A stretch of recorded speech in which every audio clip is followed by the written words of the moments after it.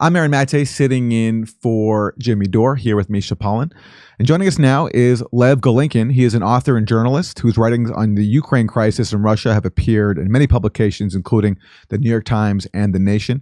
He came to the U.S. as a child refugee from the eastern Ukrainian city of Kharkiv in 1990. And he's the author of a memoir, A Backpack, a Bear, and 8 Crates of Vodka. Lev Golinkin, thanks for coming back on the Jimmy Dore Show. Thank you for having me. It's good to see you. So this guy is named Paul Massaro, and he is a senior policy advisor to something called the Commission on Security and Cooperation in Europe, and he represents the U.S. On the U.S. Helsinki Commission. And he's also a fellow at something called the National Endowment for Democracy, which is basically a front for the CIA, spreading U.S. regime change propaganda around the world. And here he is now showing off his new insignia, his new merchandise. Check him out on Twitter. Hey, look what I got. And you see there's a little patch there with a face, and that's the face of a guy named Stepan Bandera, who is a World War II era Nazi collaborator in Ukraine. And he's now a hero to many of the people that the U.S. is siding with in Ukraine in the Ukraine proxy war. The people in the Azov Battalion and other far-right groups follow that guy, Stepan Bandera. So here is this U.S. official, Paul Massaro, showing off what he got, which is a patch of Bandera. Now, after he got called out, he deleted the tweet, so that tweet's no longer there, but he's still defending it. So he was challenged by Ian Miles Chong for showing off a Nazi collaborator and glorifying him. And so Paul Massaro says, symbols that are important to Ukrainians in their struggle to defend the free world, consider for a moment that you may not have the full context. So people who criticize him for celebrating a Nazi are missing the full context. Here's Glenn Greenwald. How can anyone see what's going on here and think it's okay? There's an entire well-financed cottage industry that calls every non-Democrat a Nazi and Hitler. And then they see an explicit celebration of Nazism and Nazi collaborators by Ukraine fanatics and think it's inspiring. Here is Hassan Mafi. The U.S. regularly votes against condemning the glorification of Nazism at the UN. That's true. There are these votes every year against the glorification of Nazism, and it's pretty much only the U.S. and Ukraine who vote against those resolutions. He goes on, now we have openly Nazi U.S. officials. Who could have seen this coming? Here's another tweet from Paul Massaro celebrating another piece of merch he got. This is the insignia of the Azov Battalion, which is a neo-Nazi paramilitary organization. And he's saying, thank you, heroes, and congratulations on achieving the status of brigade. Because yes, the Azov Battalion recently got named its own separate brigade inside the Ukrainian armed forces. So I wrote, yes, congrats to the Ukrainian Nazis on achieving the status of separate assault brigade, and congrats to Paul Massaro on achieving some Nazi merch in the mail. So let me bring in Lev Golinkin. Talk to us about your response to this U.S. official celebrating Bandera, and tell us about who Bandera was. Yeah, a couple of things. First, the one thing I don't agree with is the U.S. resolution on Nazism in the UN, because it muddles free speech with the resolution. So that's just, we can shut that aside. I mean, but we routinely condemn Nazism, and we routinely say that everyone from Margie Taylor Greene to Tucker Carlson to everybody else is basically the second coming of Hitler. At the same time, here we have an employee of the U.S. government who is glorifying himself with, first of all, Azov. Just take a second. That symbol that he has there is a wolf's angle symbol, a wolf's hook, which is one of the most famous, one of the most widely used neo-Nazi symbols in the world. Okay, and it was also used by Nazi Germany. The Anti-Defamation League lists it among their hate signs. Okay, so this is a guy. I mean, he might as well have a swastika up there. This is what he has. He has a common, popular Nazi thing. Yeah. Okay, so that's number one. As far as Bandera, Bandera was more than just a Nazi collaborator. His organization slaughtered tens of thousands of Jews and 700 to 100,000 Poles. Okay, he was an unrepentant fascist, an anti-Semite, and his men welcomed the Nazi invasion of Ukraine. They participated in it. They served as guards for to keep Jews imprisoned in ghettos. They executed Jews by taking them out in the middle of the forest and shooting them, or shooting them in their cities. This is when people say collaborator, sometimes they think it's like, oh, well, maybe he was Hitler's secretary. He wasn't. This is somebody. The Organization of United Nations of Ukrainian nationalists. Without groups like them, the Holocaust couldn't have happened. Okay, so these are people who have the blood of tens of thousands of Jews, around 70,000 to 100,000 Poles in our hands. Okay, and again, this is also important. They didn't just kill Jews; they killed Poles in the most sickening ways possible. I mean, in ways that Hannibal Lecter would consider excessive. Okay, and I'm not. I mean, they would string up infants like garlands using barbed wire. I mean, these people were psychopaths, and to see this being celebrated, and here's this American man. Okay, here's this American man who is saying that this is that's important to Ukrainians, when the overwhelming majority of Ukrainians fought against Hitler. And to the overwhelming majority of Ukrainians, they were the ones who were fighting against these forces. So here is this man, this U.S. government employee, this American, who's speaking for Ukraine, when in reality, it would be like saying, all of America loves Robert E. Lee. You know how Americans love Robert E. Lee? Okay? So this is an employee of the U.S. government. And this is what we're not even just talking like just anti-Semitic, Holocaust distortion garbage. What we're talking about is just the arrogance of speaking for millions of people. Okay, just because his particular take on it is that Ukrainians love this man. Okay, I think it's despicable. I think this is basically like, he might as well have a photograph of Eichmann. He might as well have a photograph of Himmler. Okay, he might as well be walking around with a swastika. Okay, and this is in the same environment in which we're saying that, comparing COVID measures to the Holocaust is horrific and this is disgusting. Well, if that's horrific and disgusting, what do you consider this? If that is dangerous, what do you consider this? Okay, you can talk about the Azov symbols that Azov uses have shown up all over because other neo-Nazis use it, including neo-Nazis in America. Yeah. So this is, the Charlottesville March, for example, had a black sun, which is one of the symbols that Azov also uses on its insignia. So again, he might as well be cheering for the Charlottesville neo-Nazis. Again, he's using the same insignia as these people are doing, and he's proudly doing it, and he's doubling down on it. It's as well as defending a Holocaust perpetrator. It just blows my mind how dangerous and how despicable this is.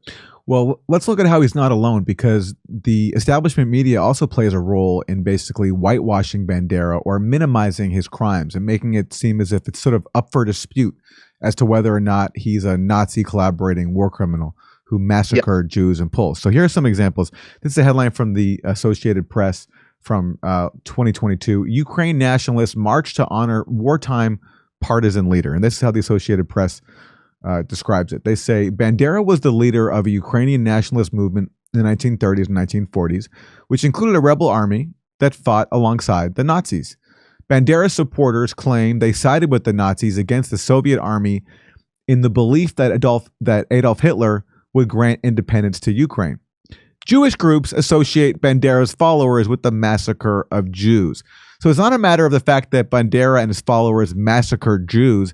It's that Jewish groups associate Bandera and his followers with the massacre of Jews. Feelings. Yeah, exactly. This is a disgusting article of saying they associate Bandera. Okay, Bandera's followers massacred Jews. Okay, that is a historical fact. That is a part of the Holocaust.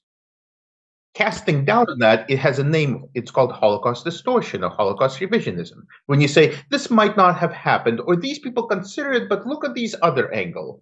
Okay, in plain terms, it's both siding the Holocaust. Yeah. Okay, And all you have, the only reason why the AP and others are able to get away with this is because people don't know who Bandera is. Because really, all you have to do is substitute Osama bin Laden for Bandera. Let's see how that reads. Osama bin Laden was a leader of a Islamic movement that included a rebel army that did bad things. His supporters claimed that he did great things because he fought for freedom and independence. Americans who have people killed in 9/11 associate Osama bin Laden and his followers with terrorist attacks. But you know, where you sit is where you stand, and all of that. It'd be like, you know, my great grandparents were murdered at Auschwitz, so it'd be like someone saying some people associate the murder of Aaron's great grandparents with the Nazis. You know, Jews are sensitive about the whole genocide thing. You know. Yeah. And this is a routine thing. This is a routine thing that's been happening since about 2014. We've just been whitewashing the hell out of him. Here's more, and this has to do with the Azov Battalion, which are followers of Bandera. So the New York Times used to describe the Azov Battalion as openly neo-Nazi. That was back in 2015. They could say that. Here's an example. This is a New York Times article from 2015. The Azov group, which is openly neo-Nazi. Okay, it's pretty simple. Fast forward to today, and now we're in a proxy war with Russia, and we're using the Azov Battalion on the front lines of that proxy war. Now the New York Times says it's the celebrated Azov Battalion.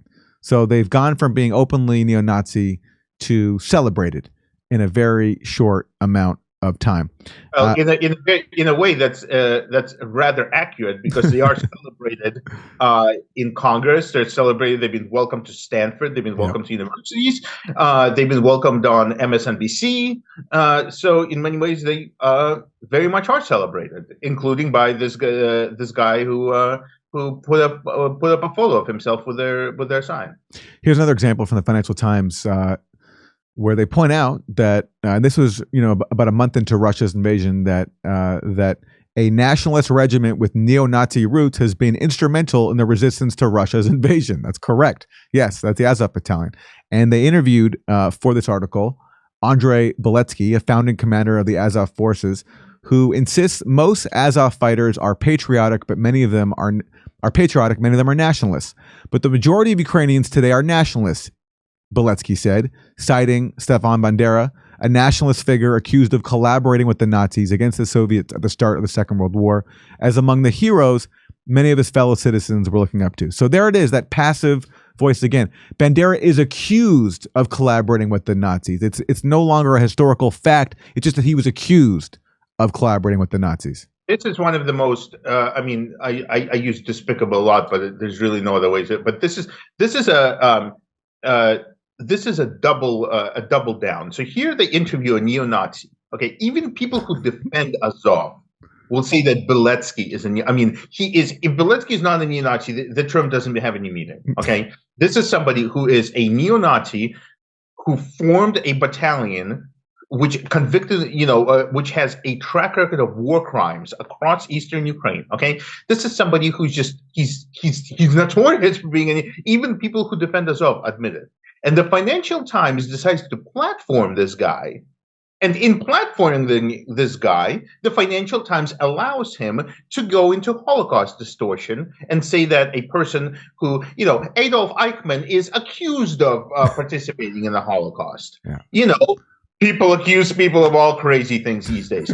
I cannot imagine. I mean, if you look up Beletsky, I mean, these are reporters who did this. These are people who assuming, know how to read and have a computer. Okay. If you look him up, the minute you look him up, everybody is like, this guy is a neo-Nazi. Okay. So either they just didn't do the most basic research, or they said, you know what? He's a neo-Nazi, but he's our neo-Nazi. So that's okay. Because those are the only two options. Either they didn't know or they didn't care. But here they have Financial Times, a major outlet, platforming a neo-Nazi spouting Holocaust revisionism. And Lev, you mentioned that this whitewashing of Bandera has been going on, especially since 2014 in the U.S. media. Here's a good example. This is from NPR from May 2014. It says, hero or villain?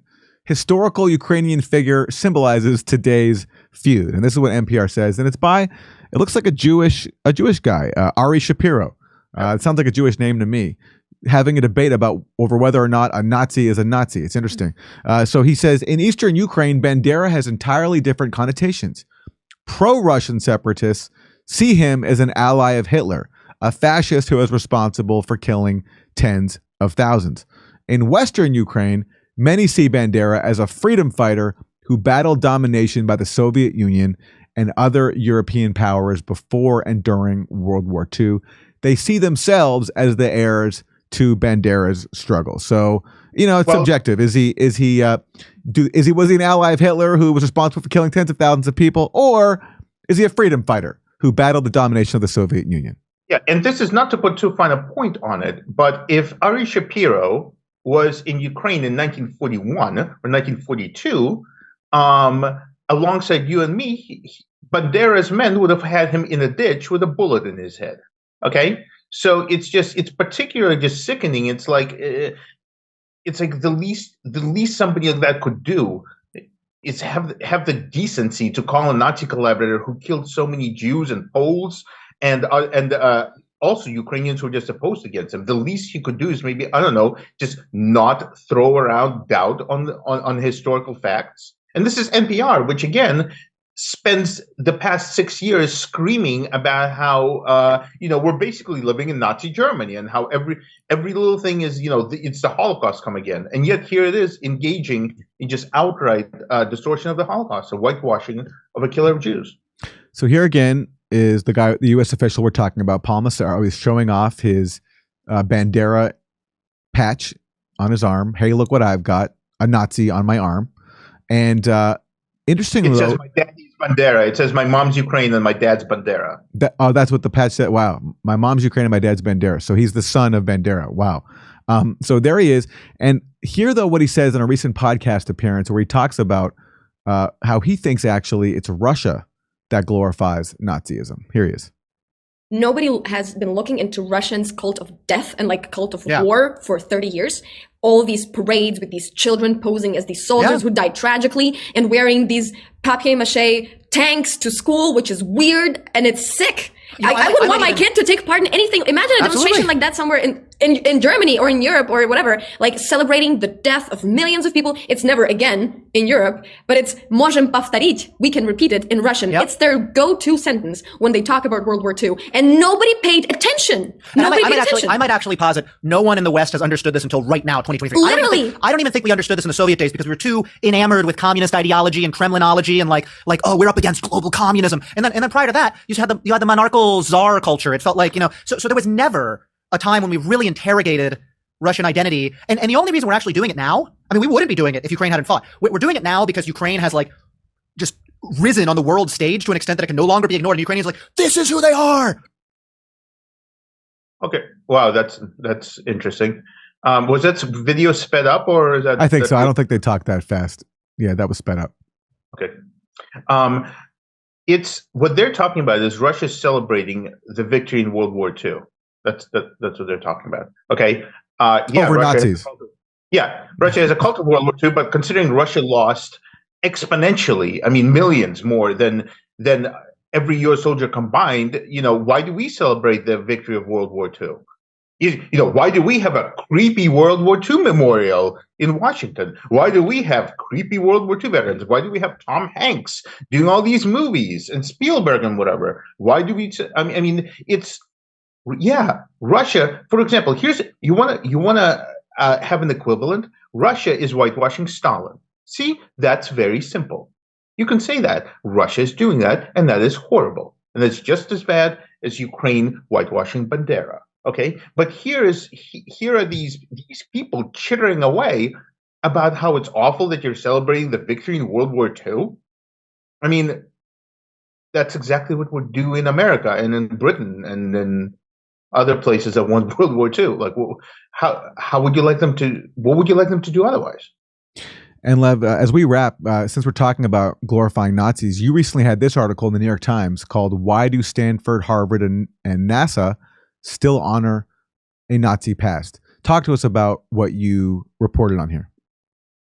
I was stunned to find out that both Stanford and Harvard have scholarships for a Nazi war criminal. A man who was literally convicted of war crimes and crimes against humanity in Nuremberg. Okay, this is a man whose corporation had 100,000 slaves, okay, including in Auschwitz. And what's his name? Alfred Krupp. Okay, he spent all of 6.5 years in prison until the United States released him. After prison, the United States pardoned him, gave him back all of his money, which he got off of war and genocide. And then shortly before he died, he put this money into a foundation, and the foundation bearing his name has since pumped out millions and millions into things, paying people like Harvard and Stanford to establish scholarships and everything. And so Harvard currently has, you said you're the grandson of your grandparents were murdered in Auschwitz. Great-grandparents, yeah.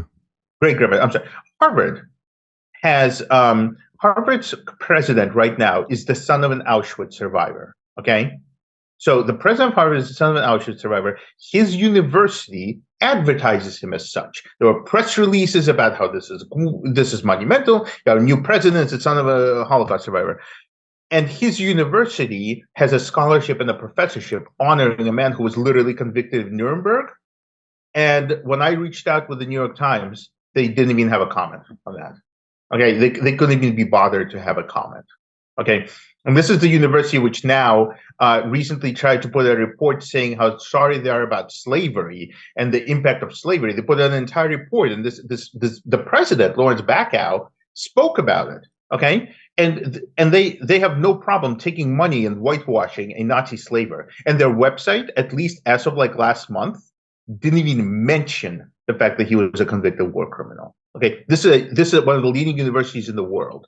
Okay, just omitting that little fact about him.